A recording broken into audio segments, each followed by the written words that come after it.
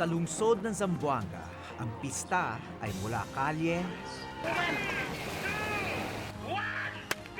hanggang dagat.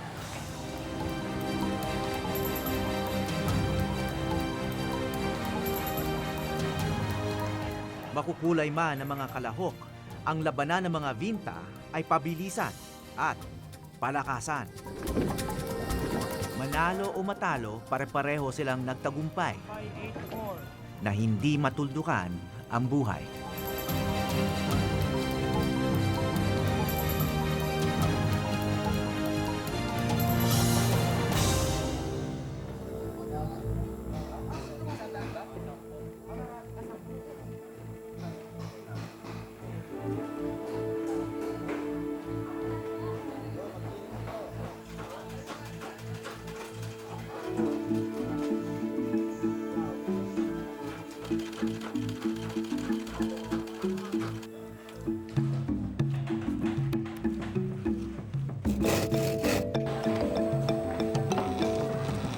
Ika-10 ng Oktubre, isang araw bago ang taunang regata ng mga vinta sa Zamboanga.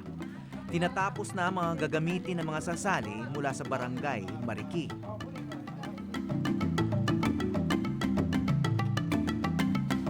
Katabing dagat ang Mariki, kaya taon-taon maraming taga rito ang sumasali.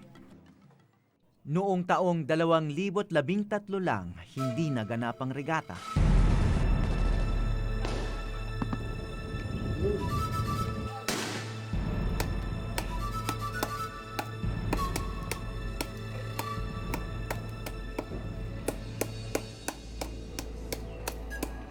Yung mga pintura, nagpipinta ka ng mga bangka namin para medyo tumulin-tulin siya ng konti. Ano, kung minsan mga 1 linggo pa inayos namin yung bangka namin. Ang mga lalaking ito, dating mga naging kampyon sa regata. Hindi na sila sasali ngayon. Dahil kami yung medyo tumatanda na ho. Ewan ko lang ito kung makasali pa kami sa final. Dahil ang regata ho, may trial siya, may trial. Bawat trial isa lang ho ang kukunin, yung makapasok sa final. Maagang namumulat sa paglalayag ang mga bata sa Mariki. Pangingisda ang ikinabubuhay ng karamihan dito.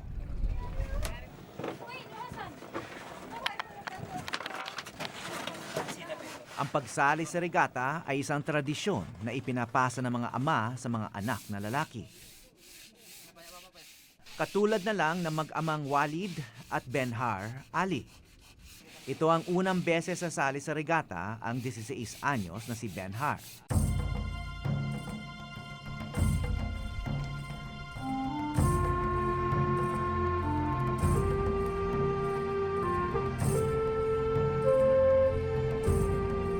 Parang isla ang bahay nila, nakahiwalay sa kalakhan ng barangay. Mapayapa ang tanawin, ngunit bukas din sa panganib.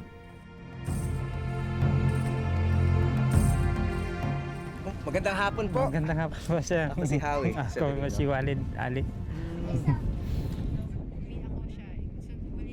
Bakit importante sa inyong sumali sa regata? Kasi mahalaga yun sa amin.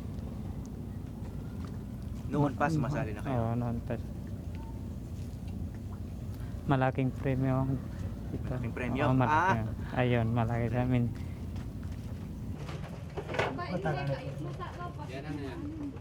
Ilang beses nang nanalo si Walid. Matagal na pa kami mag-regata. Yung 2005 kami yung champion. 2005 at saka 2008 kami din yung champion.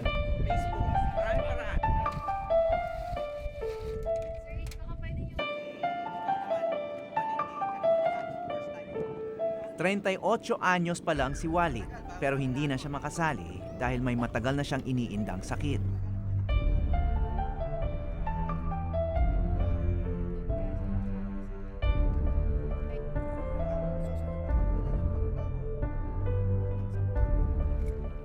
Sa regata, kailangang malakas ang katawan. Hangin at bilis sa pagsagwan ang magtutulak sa bangka. Ha? Ako? Oo, sanay ako dito. Pero ang ginagamit ko, kayak. Pero ngayon ako nakasakay ng binta. Akala ko sa litrato ko lang ito makikita eh.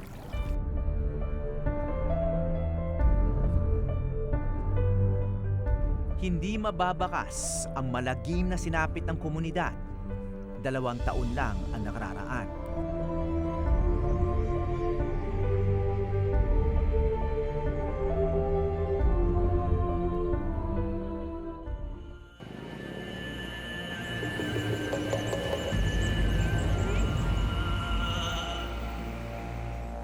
Sariwa pa sa maraming Zamboangueño ang tromang idinulot ng bakbakan sa gitna mismo ng kanilang lungsod noong taong 2013. Kaya ngayong buwan, bantay sarado ang prosesyon ng pista. Our Father who art in heaven, hallowed be thy name. Thy kingdom come, thy will be done. Ang matagal ng tinaguriang City of Flowers ay nakilala sa mapayapang pagsasama ng halu-halong tribo at relihiyon. Dito lang sa Mindanao ginagamit ang Chabacano na nakaugat sa wikang Kastila. Ngunit marami rin nagsasalita rito ng Tausug, Samal, Tagalog, Bisaya at iba pa. Nawasak ang kapayapaan noong 2013.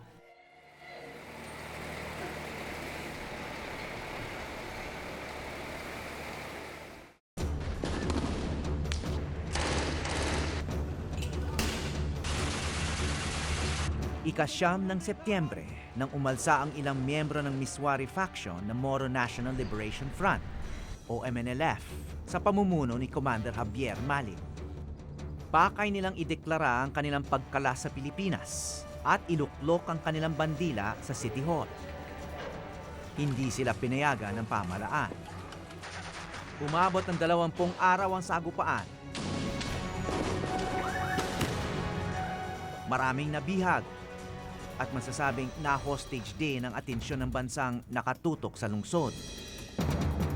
Nagtago ang mga armado sa mga tahanan ng sibilyan, kaya hindi basta pwedeng lusubin ng mga sundalo. Halos 200 ang nasawi. Karamihan, miyembro ng MNLF.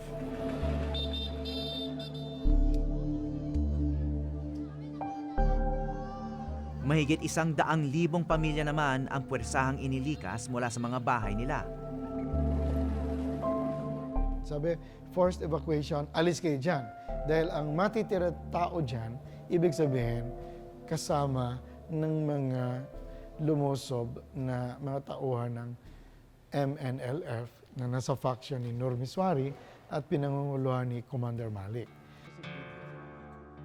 Nakadistino pa sa Ateneo de Zamboanga noon si Father Albert Alejo, S.J., isang anthropologist na miyembro ng Crisis Management Committee ng lungsod noong nagbakbakan. Maganda rin maunawaan na bakit nandiyan dyan yung mga Muslim? Ayaw nila ng giyera eh. Kasi nga may mga kaguluhan sa Sulu, may kaguluhan doon sa Hulo, lalo na nung nagkaroon ng sunog doon tsaka ng giyera. Dito sila nagtakbuhan at tinanggap naman sila ng komunidad. Na welcome sila dito na magkaroon ng ibang pamumuhay. At nakahanap din sila ng katahimikan doon sa Nakahanap Zamboanga. ng katahimikan, diyan sila nagtatrabaho. At kaya nga gusto rin nila diyan dahil malapit sa palengke. Malapit sa sentro. Kahit na papano, magtinda-tinda ka diyan sa palengke, magtulak ng kariton.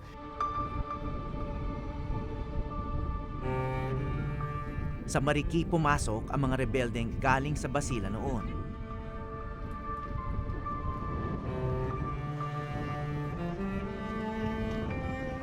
Bagamat itinatanggi ng mga residente hanggang ngayon na may nagtagong armado roon, pinabakwit silang lahat na militar at di na nila uling nakita ang kanilang mga tahanan.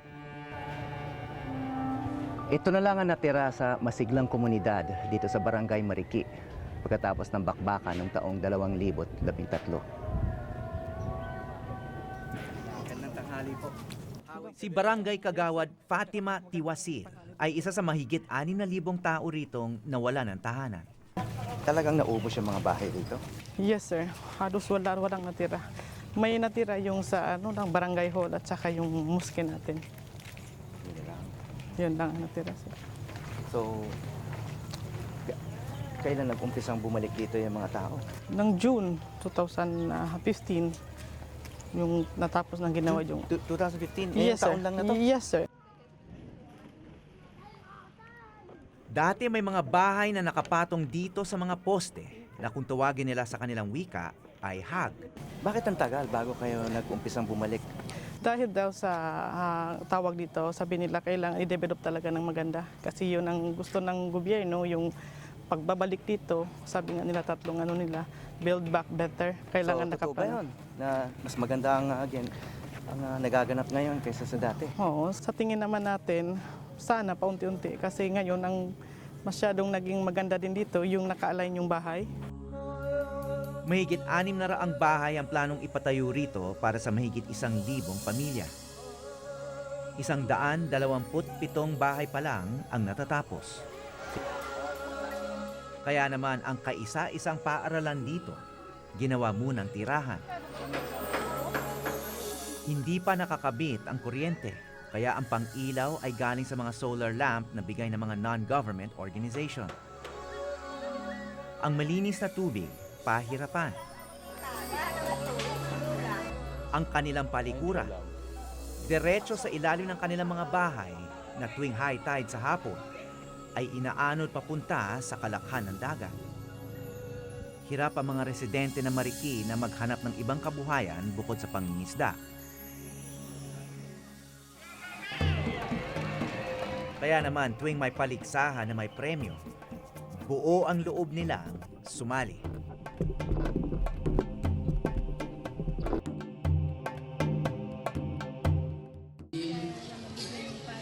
Bismillahirrahmanirrahim. Astagfirullahaladzim. Astagfirullahaladzim. Astagfirullahaladzim. Alladzi la ilaha illallah. Ang kasalang ito sa pagitan ng dalawang tausug, ang pinakamalaking kasal daw sa buong Mindanao.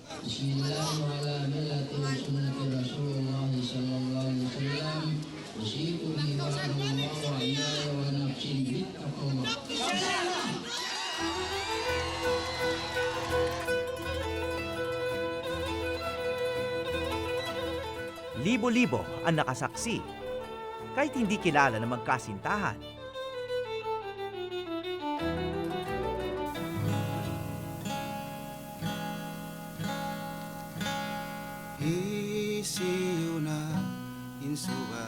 Ang pag-iisang dibdib na ito naganap sa evacuation center sa kasagsagan ng krisis sa Zamboanga.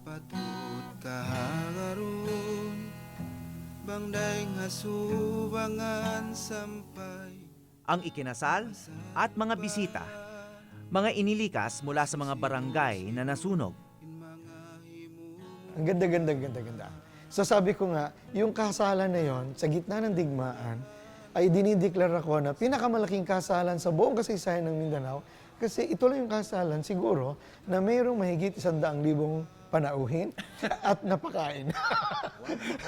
At mayroong international projection kasi yung reporter ng Al Jazeera ando doon. Kinunan niya at yung kotse ng Al Jazeera ay naging bridal car.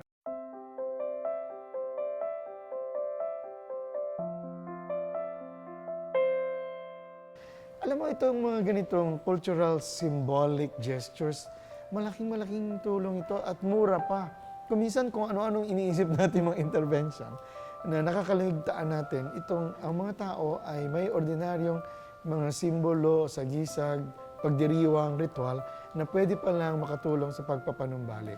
Ngayon, nabalitaan ko na meron itong paggamit ng regata, ng vinta. Para sa akin, saludo ako dyan. Dahil ang vinta ay sagisag ng makulay na buhay, ng paglalayag at ng lakas ng loob sa pagsagupa sa mga alon. At ang ganda-ganda niyan.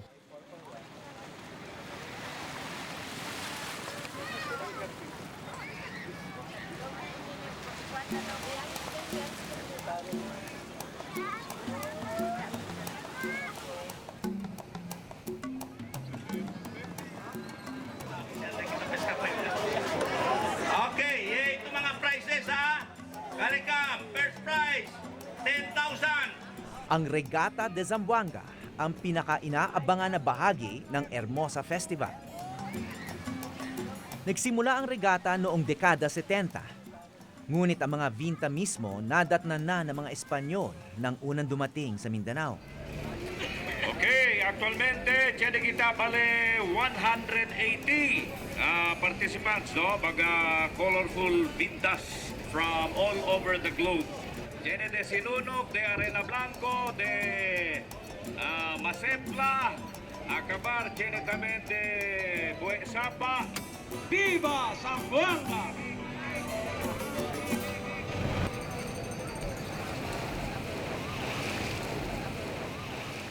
Halos lahat ng kalahok ay katutubong badyaw at tausug.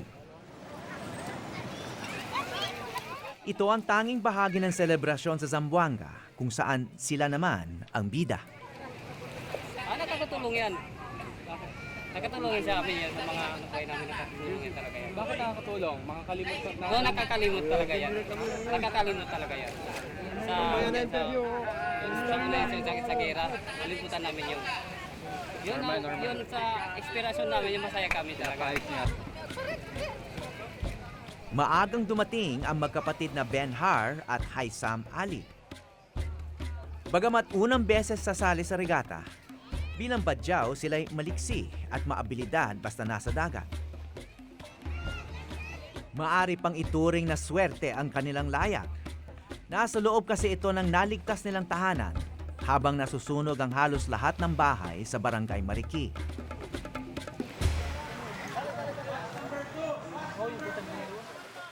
Ang nakababata nilang kapatid na si Nur Hasan. Katandem naman ang kanyang tiyo na si Nurudel, na veterano na sa regata. Itong kasama ko, to, ready na rin to. Maaga pang gumising. Siguro mas maaga pa kaysa sa akin. Sa edad na 8 taon, si Nur Hasan ang isa sa pinakabatang sasali sa regata. Ano sa tingin mo? Tingin ko, kakayanin hanggat makakaya.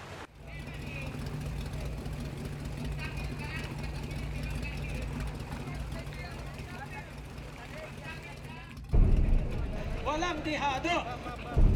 Wala talaga! 20,000 piso ang iuuwi ng kampyon. At ang mga matatalo may tigi-1,000 naman bawat isa. Sa dami ng lumahok, hindi lang isa ang karera. Ready! 5! Unang sumabak ang magtiyo.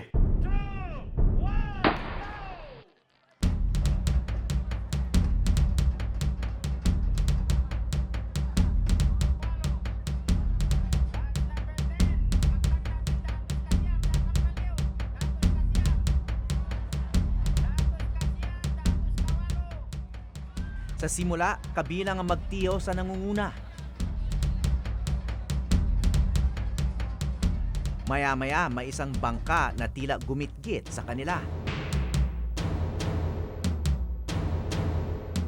At mula dito, hindi na nakabawi sina Nur Hasan at Nurudel.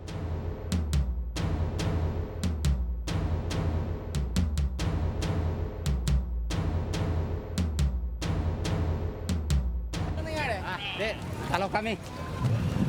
Malakas sila. Kaya hindi pantay, oh. Bata yung kasama ko. Okay lang. Kaya lang. Basang-basa na kung makita namin muli si Nur Hasan. Kahit hindi siya nanalo, masaya siyang tumalon sa tubig pagkatapos ng paligsahan. Kumusta? Okay lang. Okay. Ano nangyari? Kwentuhan mo ako. Ano nangyari doon? Wala daw po. Hindi, malakas yung kalaban ko. Parang wala lang, oh. Wala lang sa kanya. Parang laro-laro lang sa kanya. Life jacket! Kapuli imbi! Baba ng imbi pa ito, life jacket to!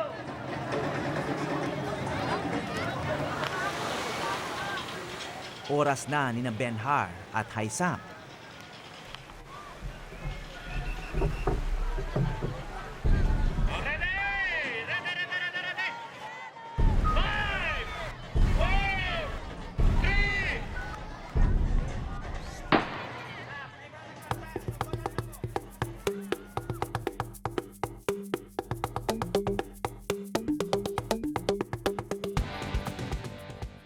Umpisa pa lang, mukhang napag-iiwanan na ang magkapatid.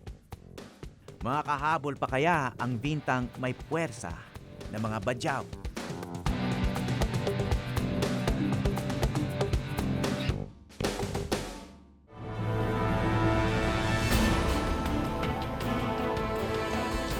Mabagal man sa umpisa, mukhang may pag-asa pa ang magkapatid na Ben-Har at Haitham Ali.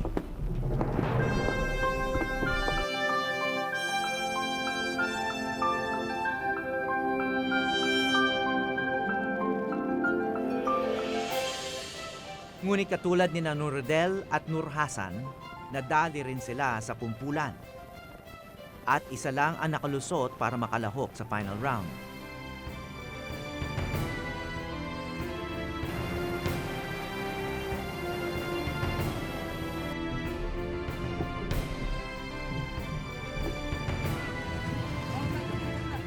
Hindi naging buenas ang unang sabak ni Ben-Har sa regata. Pero palaban pa rin ng puso. Gusto kong maging parang katulad ng tatay ko. Tayong champion din po, sir. Pero nung kanina, first time lang, for the first time, di muna.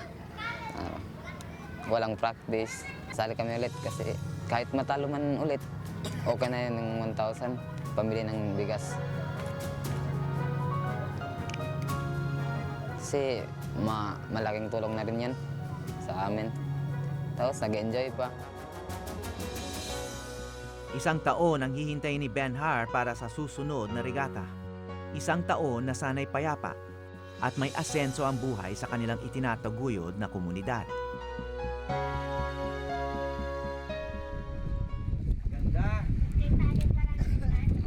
Sa katunayan, kababalik lang nila sa Marikina noong Hunyo. Pagkatapos na mahigit isang taon bilang bakwit sa Basilan, kung saan sila may kamag-anak. Meron bang masasamang tao rito? Wala po, sir. Wala.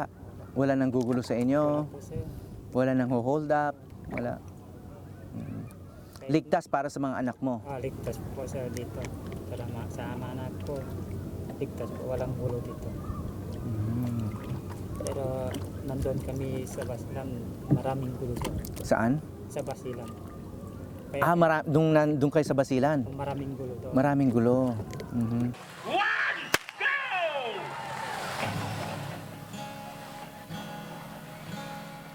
Isang araw lang ang regata de Zamboanga.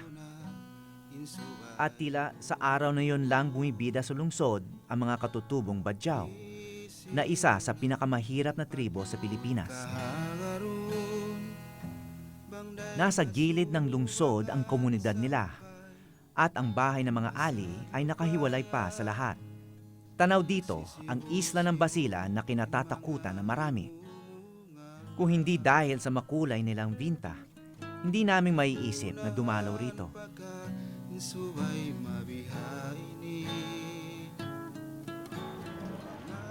Iilang istruktura ang natitirang nag-uugnay sa kanilang nakaraan. Itong maiksing tulay ay nananatiling simbolo. Sa gitna ng digmaan, nananatili ang tulay. Ano to? Tulay na nag-uugnay sa magkaibang daigdig. Tulay na nag-uugnay sa magkaibang kultura. Tulay na nag-uugnay sa magkaibang relihiyon. Tulay na nag-uugnay sa iba't ibang mga isla. Tulay na nag-uugnay magmula sa karanasan ng sakit patungo sa pagpapanibagong lakas.